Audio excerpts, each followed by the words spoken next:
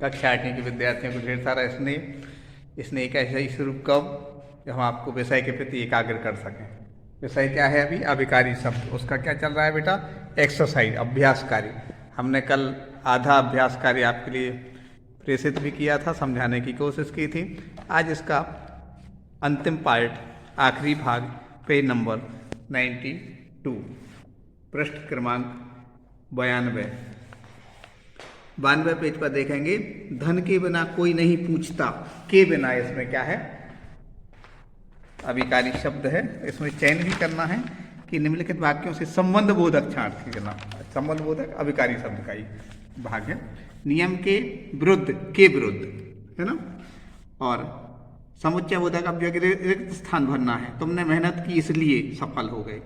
तुम जाओगे अतः मैं चला जाऊं, मतलब किसी से कहा जा रहा है कि तुम वहां जाओगे, तुम्हें अपने यहाँ चला जा सकता हूँ जहाँ जाना। ऐसा लगता है शायद वर्षा आने वाली है। वह थोड़ी दूर ही गए थे कि आंधी आ गई।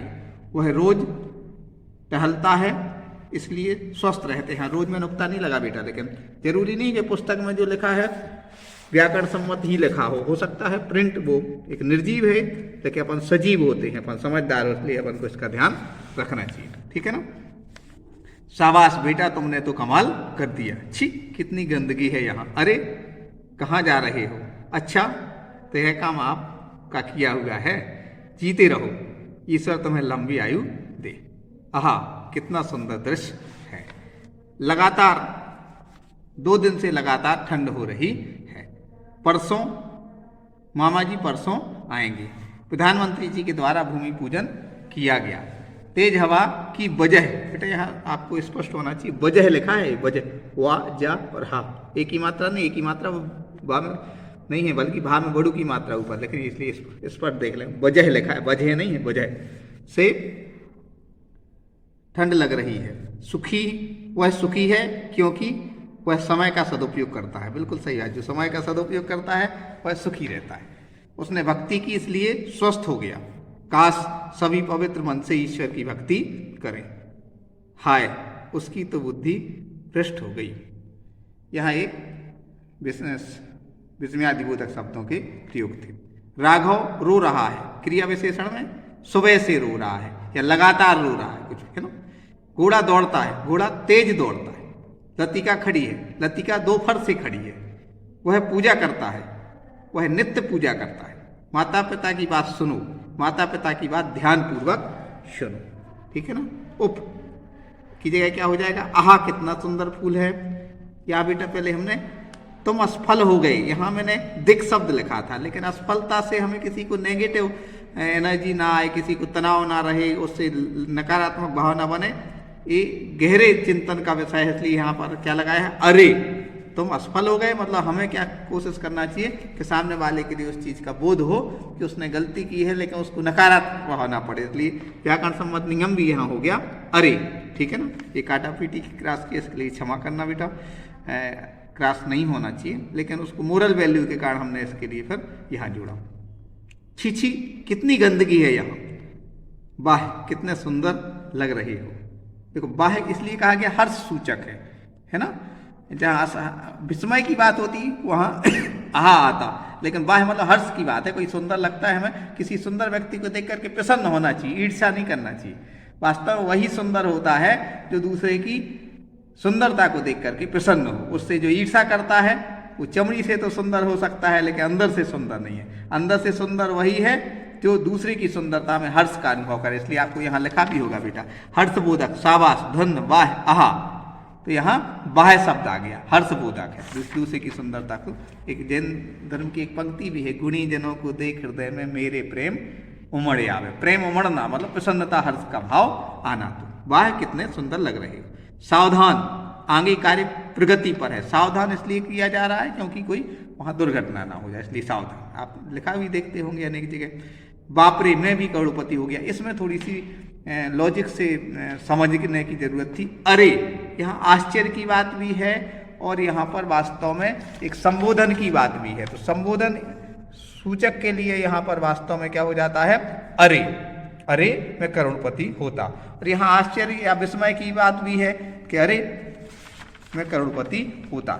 इसमें भी कुछ 1% भी कुछ डाउट रहेगा तो आपको प्रत्यक्ष हम आपको इसका क्लियर करा देंगे, लेकिन अभी जो हमें स्पष्ट हो रहा है वह हमने आपके लिए भेजा है। आप सीस पेंसिल से इसके लिए लिख रहे होंगे, हमें विश्वास है, और सीस पेंसिल से कुछ सुधार भी हो सकता है, लेकिन 99.9% तो हम आपसे जो भेज रहे हैं वो ठीक है। 1% से ही कुछ संभावना रहेगी तो हम आपको और स्पष्ट करेंगे बेटा। पूर्णतः परफेक्ट तो ईश्वर होते, लेकिन उससे पहले व्याकरण के नियम में हमें पूर्णतः परफेक्ट होना चाहिए, क्योंकि व्याकरण में बेटा ऐसा नहीं चलता है कि लगभग, ठीक है ना। अब आते हैं अभिकारी शब्द किसे कहते हैं, 84 पेज पर। अभिकारी शब्दों के कितने, ये भी 84 पेज पर। क्रिया विशेषण की परिभाषा 84 पेज पर। और संबंध बोधक अव्यय किसे क्या समझते, 86 पेज। अब योजक के कितने भेद हैं, ये पूरा वीडियो हमारा सार्थक तब होगा जब बेटा हम इसको स्पष्ट कर सकें, क्योंकि और तो आप ऐसे सामान हमारे पेज पृष्ठ किया, हमने सेंड किया था तो आप समझ गए होंगे। योजक यहाँ समझना बेटा, पेज नंबर 86 पर। जो वीडियो नहीं देखेंगे उन पर वो जो हम पेज भेज रहे हैं ना, सेंड किया, उसको समझ में नहीं आएगा, इसलिए वीडियो जरूर ये देखना कि यहाँ लिखा है जो अभिकारी शब्द संज्ञा सर्वनाम के साथ जुड़कर इनका संबंध वाक्य के साथ अन्य शब्दों से प्रकट करते हैं उन्हें संबंध बोधक अव्यय कहते हैं। और संबंध बोधक का दूसरा नाम क्या है बेटा, योजक। ये मार्के की बात है, ध्यान रखने की बात है। संबंध बोधक का दूसरा नाम क्या है, योजक। योजक कहते हैं। अब योजक के कितने भेद हैं, या संबंध बोधक के कितने भेद हैं, 2 भेद, प्रयोग के आधार पर और अर्थ के आधार पर। स्पष्ट हुआ, यहाँ संबंध बोधक लिखा है तो इसका दूसरा नाम क्या है, योजक। इसलिए हमने 87 पेजेस में लिखा है, क्रॉस करके देखना बेटा।